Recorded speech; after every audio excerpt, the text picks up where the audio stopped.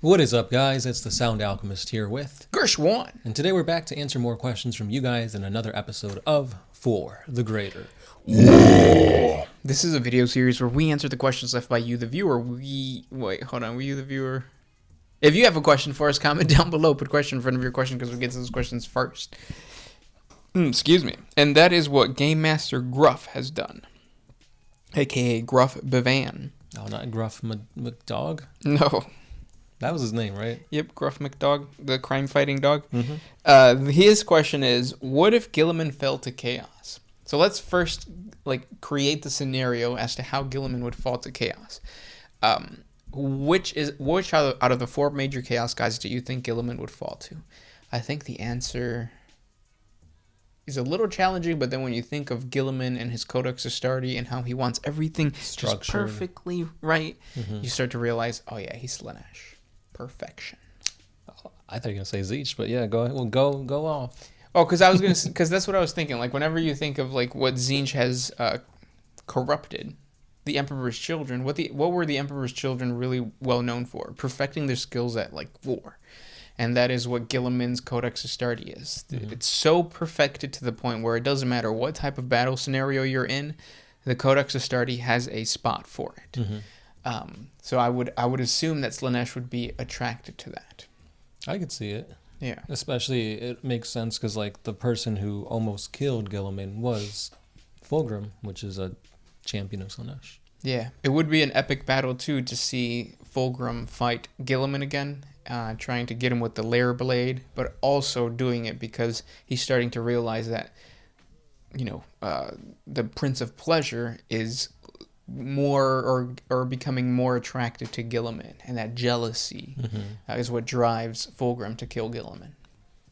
I thought that would be cool. Yeah, that's a pretty cool mini scenario. Now, would that actually occur? Probably not. No, because we don't have a Fulgrim model yet. Right, and to have a Slaneshi Gilliman is just like, dude, that's double dipping. We already got a Gilliman model. Yep, that's true. But it would look cool. Yeah, and it's also interesting to see how things would play out, because obviously Gilliman is currently wielding the Emperor's sword, so maybe that sword kind of leaves a little bit of like purity in him, and he's not like 100% corrupted. So that's interesting.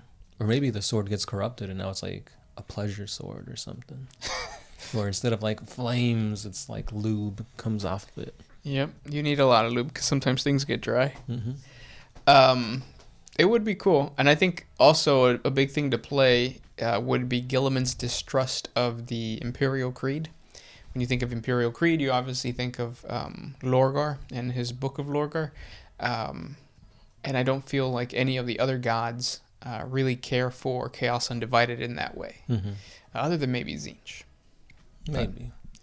And then another thing, too, is Gilliman was revived by the Eldar. That's true. And now the people that brought him back is going to be one of his main targets, because obviously Slanesh, she who thirsts, is hungering for some Eldar souls. Right, yeah.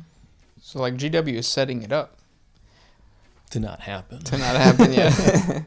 Good question, though. Honestly, I don't think Gilliman will be corrupted by any of the Chaos Gods, because obviously he's the only Primarch that we have that's a loyalist. Right. We need another. Yep. Next question. This one's by Nico. Shouldn't Farsight be dead by now? If I'm not mistaken, the Tau have relatively short lifespans. You're correct. The Tau live about 40 years in human time. So for Farsight to be alive for like hundreds and hundreds of years, he should be dead. And he's not just alive because of plot armor or because he's like a named character that GW wants to use over and over again. He has in possession a ancient relic of unknown origins who is able to steal the life force of whatever it kills. So say it's fighting an orc, and that orc was supposed to die 2 years from that point. When Farsight kills him, those 2 years gets added to Farsight's lifespan. I think killing orcs would be the worst way to generate life, because I feel like an orc would die every other day. That's true. But he's got to kill a lot of them in order for it to add up. And the orcs are very numerous in the Farsight Enclave area of space. So, yeah. You know what would be crazy if he just goes around killing plants? Yeah. Because like a tree can live forever. Mm-hmm. Like that one tree that's like spread out throughout like different states in Illinois in the U.S. Mm-hmm. But yeah, demon origin. Right. People say it's demon origin. Some people say it's Necron technology. Oh, So it all depends. Some say it's the one of the crone swords for the Eldar. Pero es que GW no, they don't care about him, people. right? Because he's a Tau, not a Space Marine. Right. But yeah, he should be dead. But because he's got that sword, he's still kicking. Next question comes from Nico Tugas. What is your favorite unit in the armies that you own? So my main army is orcs, and I gotta say that my favorite unit is probably my Death Copters. I thought you were gonna say G unit.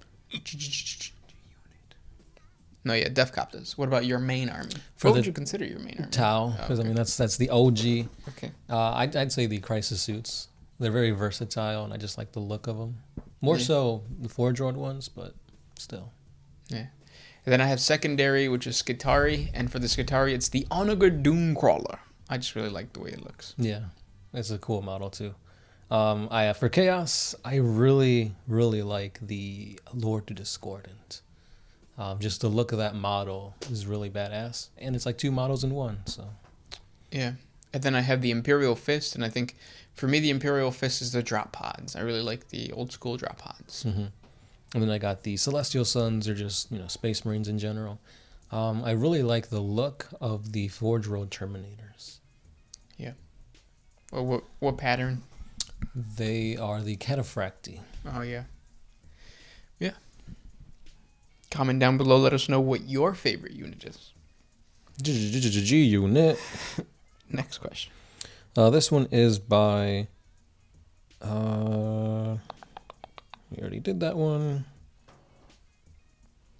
This one comes from Erok 9. End times. The whole Tyranid swarm and the united Necrons, led by the Silent King, battle over what's left of Terra. Who wins? So between the Tyranids and the Silent King, I'd give it to the Tyranids. Oh, interesting. I'd go for the Necrons. Why? For one, they don't have biomass, so I feel like the Tyranids don't have a reason to fight as hard because they're not really gaining anything. Mm-hmm. Also, Necron weaponry de-atomizes things, so usually when you kill a Tyranid, the hive mind sucks up the goop and the remains to make it better and stronger. But if you're tearing things apart on the molecular level, there's not going to be much goop to take back. I think the big problem would be that the Necrons then would have to do a scorch earth type of situation. Mm-hmm. And if that's the case, do the Necrons even want to rule over anything? They're just undead, right? Yeah. I mean, they do want to rule over the galaxy. But what's the point if everything is just a barren rock? That's true. It's all right, if you're a king, are you willing to sacrifice your whole kingdom to rule over nothing? Nothing, yeah. So it's tricky. Mm-hmm. And also, the Shadow and the Warp blocks off chaos, right? And if a Necron has a Catan are weak against chaos. You're going to block off their weakness, so they'll just be free to, destroy. Yeah, they are kind of weird, too, in that situation, because even the Necrons have the Pariah Nexus, too. Mm-hmm. And that's the same as the Shadow of the Warp, so... Yeah. Maybe they just hold hands in a kumbaya. For sure. Mm-hmm. This next question comes from Conrad. Burgers or kebabs, and why? I'll go burgers. I don't have kebabs enough to really give a solid opinion. And grilling burgers is, As American as apple pie. Which is I thought it was cherry pie. No, it's apple pie. Is it apple? Yeah.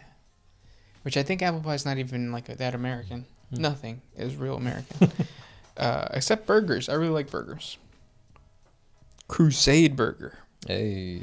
This next question comes from Cody Morris. Is there a cowboy-like faction? That one gene stealer. Yep. He's like a gunslinger. Yep. That's it. That's it. That's the only one. Night Book. Why is there so little about the Dark Mechanicus? They could be an awesome faction to play on the tabletop, especially if you splash in some Chaos Marines and Demons. You're right. That is my all-time favorite army that is not an army yet. Because There's so much you can do. It's essentially the Chaos version of the Skitarii, but you can get very nitty gritty, grimdark with it. And like you said, you could splash demons, you can splash Chaos Space Marines to really flesh out the Dark Mechanicus. GW's missing out. They are. Dark Mechanicus all the way. Mm-hmm. De aquí a allí, all the way. Next question comes from JFish17. Why is GW riding mankind into a downward spiral? And how does mankind maintain its population to fight wars? Well, let's first answer the first one. Mankind from like WWF? Mankind, yep. Mick Foley? So the reason for that is, I think, just an aesthetic thing. Like, in a galaxy engulfed in war, where there is only war, obviously you're going to have a downward spiral. Just think of like World War I, World War II, and how Europe was just devastated. That's kind of like the aesthetic that GW was trying to go for even back in like first, second edition. Mm-hmm. And now, how does mankind maintain its population to fight? As GW has progressed, we start to realize that there's a lot of like different populations, different planets that have populations that grow like exponentially. Right. Yeah. Mostly hive cities. Mm-hmm. Like there's like beyond trillions of people in one hive city. And then, how does anyone have time to fuck with all the constant war? Work at the forges, Slanesh cock blocking. Slanesh wouldn't cock block. She kind of does for the Eldar. Oh, for the Eldar, yes. Mm-hmm. But for like humanity, probably wants to fuck. Right. And how do they do it? They find a way. It's like Jeff Goldblum in Jurassic Park. Life finds a way. There you go. That's all you need. Yeah. I mean, there's cloning, which is outlawed by the Imperium, but that's a way. Genetic manipulation. You saw the Emperor do it to create his armies of like Space Marines. Belisarius Cawl did it to create Primaris Marines. So there are ways to like increase the population of certain factions and races throughout the galaxy. Yeah, and the important thing to remember, like if you want to go beyond just the question, is like all humans, their natural desire is just to reproduce. That is really the only meaning of life, to reproduce. Without getting into religion and all that kind of stuff. Right. And then next question comes from Johnny S. Given how powerful Abaddon the Despoiler is now with all of his blessings from Chaos, which Primarch do you think would beat him in single combat? All of them. There is a chance for all of them to beat him. That's true. I mean, that's probability, right? Yeah. No, but it's one of those situations where, like, whenever you deal with a character with plot armor, like, there's a scenario for him to survive and there's a scenario for him to lose. Mm-hmm. Just like God School was decapitated. Beheaded. And yet he's still around. All you need is some, like, staples and you're good. That's basically what, yeah. What's his name? Mad Doc. Grotznick did it. So, yeah. Dark Meme 2458. Ooh woo. How did the Imperium fight on Waterworlds? Because if you think about it, Space Marine stuff is so heavy. Also, what if they fight against Tyranids in Waterworlds? How do they do that? So, Space Marines don't need to breathe, per se. So, they could just sink to the bottom and fight then. But there's different units and like vehicles and stuff like that people use to fight underwater. It's just that the Imperium, we mostly see stuff like on land or naval, as in space. There's not a lot of water battles that we hear about in 40K. Right. Now, if you go to Age of Sigmar, you have the Ideneth Deepkin, which are water elves, and they actually create bubbles of like water to fight in against other things. Yeah. Which are pretty cool. Their models are cool. Yeah. You could ride eels into battle. Who doesn't want to do that? Mm-hmm. Are they wet or slimy? Both. Yep. They're slimy because they're wet, but they're also wet because they're slimy. This next question comes from Marcus Allen. A few parts to this question. Could an Ogryn be adapted like Space Marines? Would they be bigger or the same size? and have any Xeno races like the Eldar or the Tau made tankier versions of themselves similar to the Space Marines. So Ogrins cannot become Space Marines because it is just genetically impossible. Like, you need to have a human, not an abhuman, to become a Space Marine because of the gene seed organs and like the way they function and stuff like that. And also Ogrins are dumb, so they wouldn't pass the psycho-indoctrination or any type of indoctrination, really. Yeah, they're just brutes. They're there because they're strong, and I mean, look at every 40K game that has like classes. You got to have the Ogryn to be like the tank, the heavy. Yeah. Back then, GW was just trying to make an ogre faction. But yeah. And then your second question is, has there ever been any Eldar or Tal or any other race that has created like a Space Marine-like figure? Kind of, yeah. So the Tyranids have the guard. Hive guard, yeah. And it's coming directly. Guard. Either one. It's a guard. Yeah. And they come from the Space Marine goop. And then the Tau, I guess you could argue that the battle suits, the crisis suits are just beefier versions of, technologically beefier versions of a regular Fire Warrior. Yeah. The Eldar, they have all of those different... the Aspect Warriors. I think the one that comes to mind is the Scorpion one. Yeah. Cassandras or something like that. Yeah, they're kind of bigger. They might even have 4 arms, don't they? No, I think those are the Warp Spiders. Oh, Warp Spiders, yeah. I thought they were green. Yeah. Striking Scorpions. There you go. But either way, yeah, Aspect Warriors. And then what else? The Dark Eldar have those giant... are they called Aberrants? Yeah. And then what else? Necrons, I guess the Lichguard Praetorians. It's hard because, like, when you think of an equivalent for another race that's equal to a Space Marine, you're going to be thinking of their elites. But a Space Marine is obviously a troop choice. Yeah, that's true. So that kind of shows you, like, how Space Marines are, like, on a whole different league than the standard foot soldier for, like, Tau, Tyranids, Necrons, that kind of thing. Yeah, so in that perspective, no. So, yeah. Because I was even going to think, or I was thinking of the, because there's one that we missed. And that's well, Chaos would be Chaos. I just thought of it, and then I lost it. I don't know. Next question. Orcs. Oh, Knobs. That's what it was, Knobs.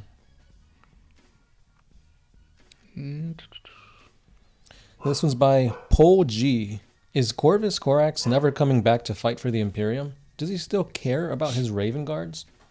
Yeah, I think he's still going to come back. He still cares about his Legion, because obviously his Legion like mutated and stuff, and he's trying to find a cure for that. So, right. Ahí viene, just got to give him some time. This next question comes from... Hernan Ferreras. Do orcs play and enjoy music? Yeah. Soda's the YouTube channel created this really cool like orc rock type of thing, and I think there is you can argue that there's a clan probably that exists where they really like making noise. I know the Speed Freaks, the louder the engine, the better the truck. So yes, they are what is it called, drawn to sound. Yeah. Next question comes from Terrell the Goat. Do you guys have to read from the wiki all the time? Great voices, just poor scripting. Yeah, everything that we just said right now in this video came from the wiki. But yeah, we also have horrible realities. We have daily lives. Grim dark battles. Pretty much everything I've done in like the last year has just been like not wiki stuff.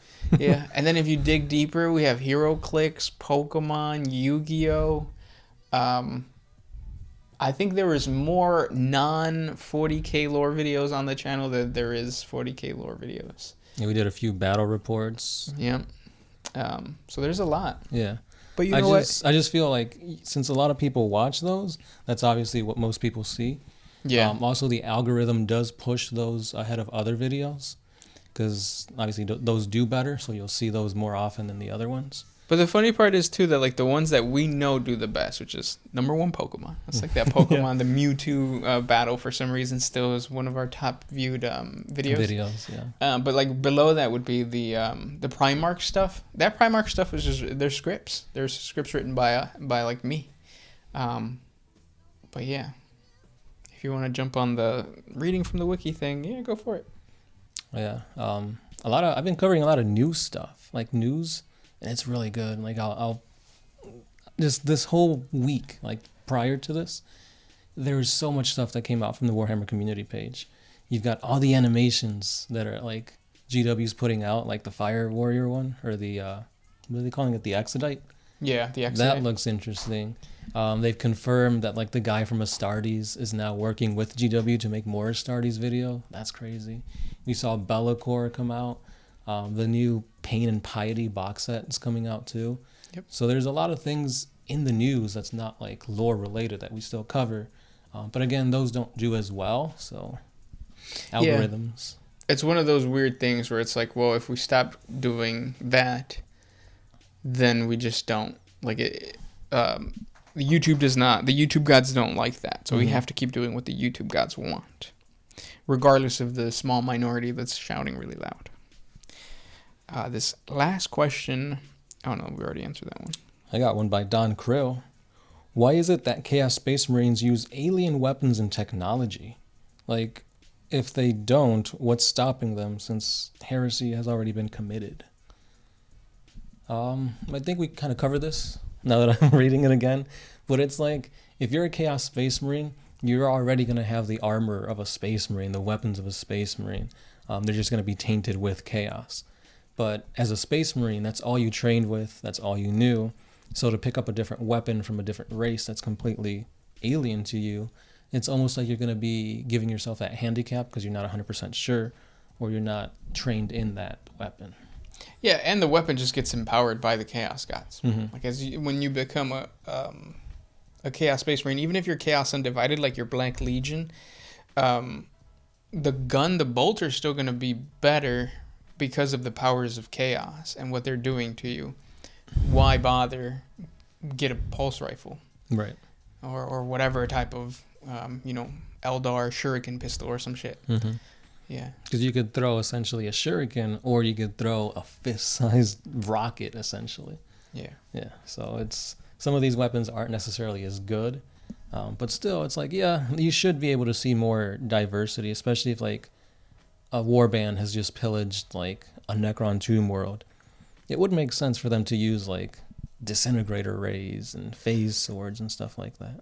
Yeah, I think the Necrons would be the only race that has xenotechnology that like another race might want to use. But it's like, can it even work? Because if you look at like orc weaponry, that technically should only work if an orc is using it.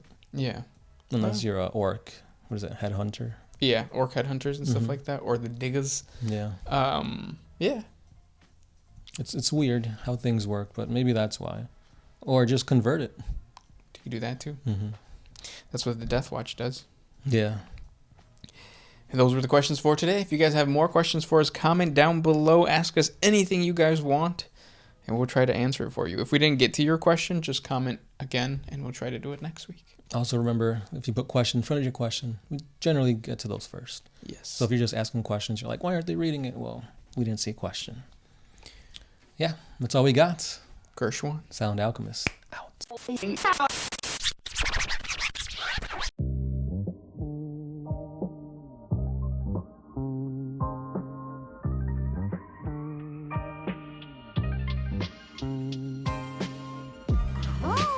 could put my freedom first,